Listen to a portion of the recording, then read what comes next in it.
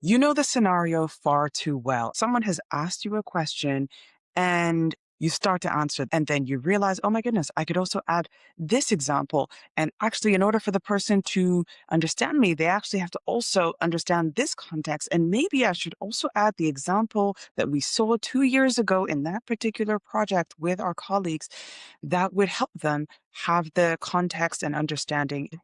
And all of that is going on in your head, except by the time you realize you've finished answering the question, the person in front of you is like, yeah, thanks for that.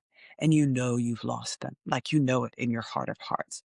And so, what is going on? How can you prevent that from happening so that your expertise comes through in a way that is clear for them, concise for them, and just doesn't lose them in the process? Because let's be honest, what's happening is that it made sense in my head, but then as soon as I articulate it, I realize that it makes no sense at all. Not to me, not to anyone.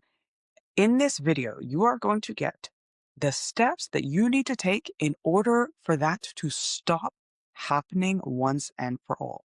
You will no longer say, it made sense in my head, but it didn't make sense to anyone else. This is going to be the difference between you rambling on and on and on and on and on about your response, your expertise, and you being razor sharp. So the person in front of you is like, oh my goodness, no one has ever explained this so clearly to me. Okay.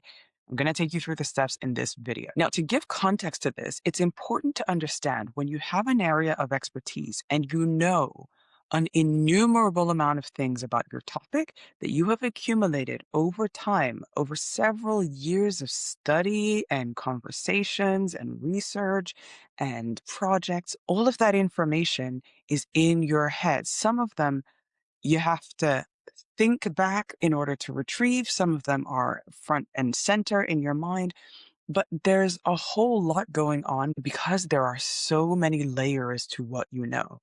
And so you want to have that in mind when you are answering a question that is going on. I want to give that as the background to thinking about why it might be so hard to answer a question off the cuff. Because what you're trying to do when somebody asks you a question in a presentation is you're filtering in real time their question. You're trying to adapt it to all of that sheer volume of expertise in your head. You're also thinking about the words that you're going to use. You're thinking about the eyes and the people in the audience that have their eyes on you. You might be feeling a little nervous as well. And then there's the whole structure of then how am I going to say all of this? Not actually what am I going to say, but also how am I going to say all of this? And all of that is happening at the same time. So think about the fact that the volume that you have in your head is not helping you explain the answer. It is actually hindering you because there is too much to process with all of the other things going on. And that's why this preparation step is so powerful. So stay with me, and by the end, you will get how to do it.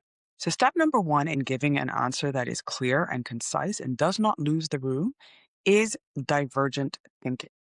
Divergent thinking is when you do this with your thoughts, okay? It is where you put down everything that you know about a particular topic.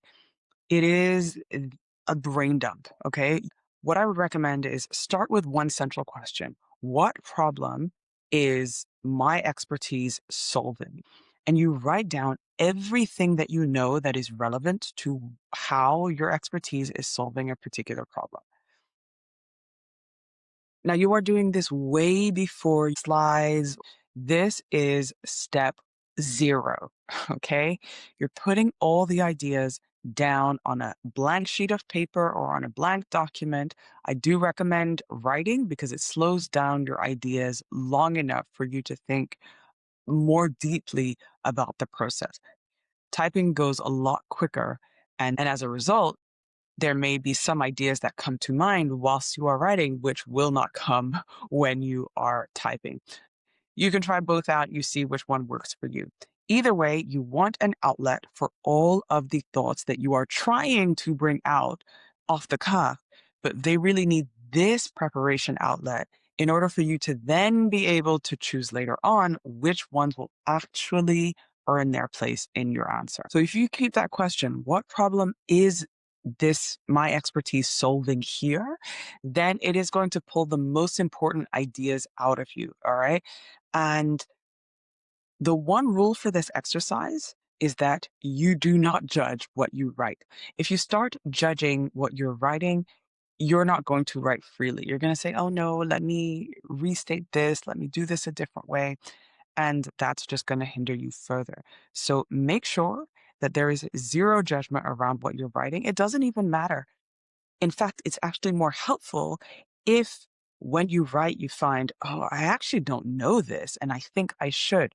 That's perfect because it's telling you that there's some reading you need to go do, or there's a colleague you need to go speak to in order for you to know that you're not BSing and you actually know what you're talking about. We all have those moments where we feel like, oh, actually, maybe I acted like I knew something that I didn't. In which case, if it's coming up now, prepare for it so that you can either, when you're asked, say, actually, that's outside of my area of expertise, or that's not something that I've spent my time covering yet. But when you do say it, you will say it with conviction because you've actually done the work beforehand. Super powerful. So when you do this, set a timer for, let's say, 5 minutes. And in that time, you are only writing. Don't let your pen leave the paper. Just write continuously. Free writing is what it's called. Just a continuous flow of thoughts. Keep going, keep going, keep going, keep going, keep going, keep going until the timer rings. And if you want to continue, then please feel free. It's a process that is yours.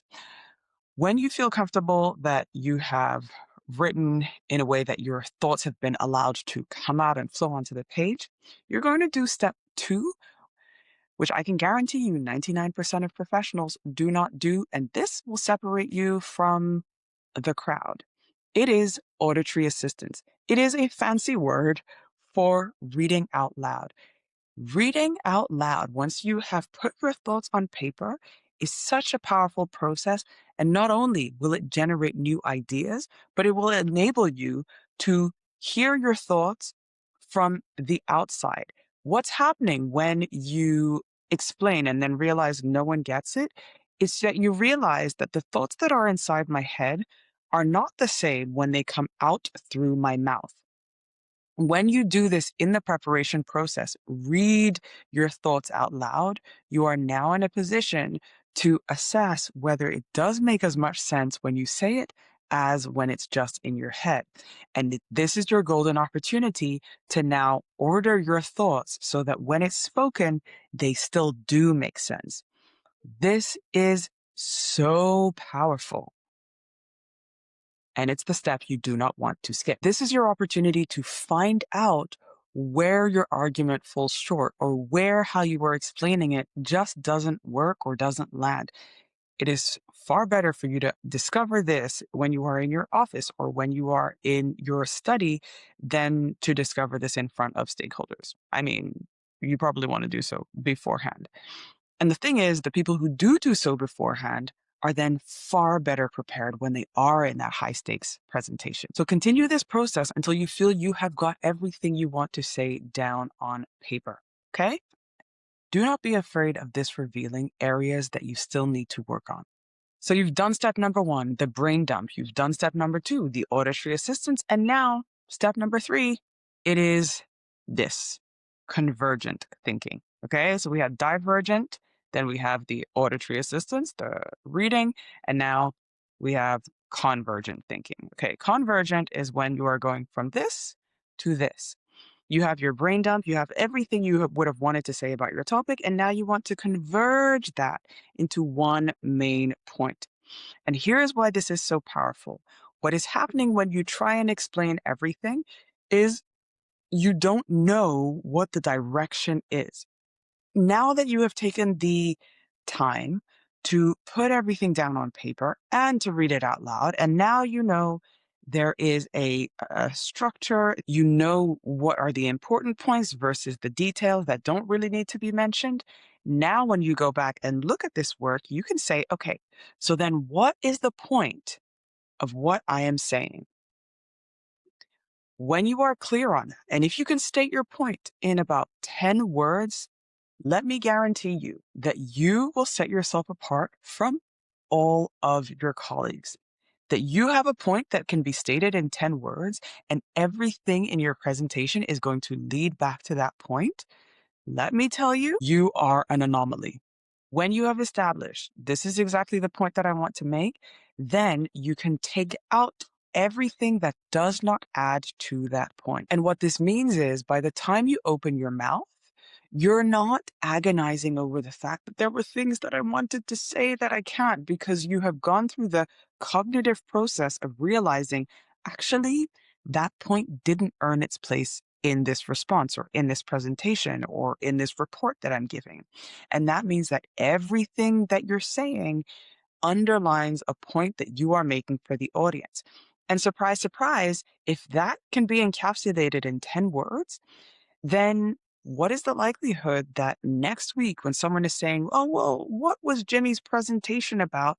They'll be like, oh, his presentation was about how we can use AI to increase our sales. Short and sweet. And do you want to know the best thing about this? Is that all of the things that were harder to do when you were trying to explain your work before, i.e., see people's eyes and what they're doing whilst you're presenting, and then how you're supposed to use your voice, all of those things are going to become easier because your brain is no longer trying to do all of this processing whilst you're speaking. And it has more capacity to then think about your delivery, to think about your pace, to think about what you're doing with your body, to think about how to connect with your audience. All of those things are freed up for you to now engage in because you're not inside your head as much. You were inside your head when you were doing that preparation. Now you have more capacity to be with your audience and to connect with.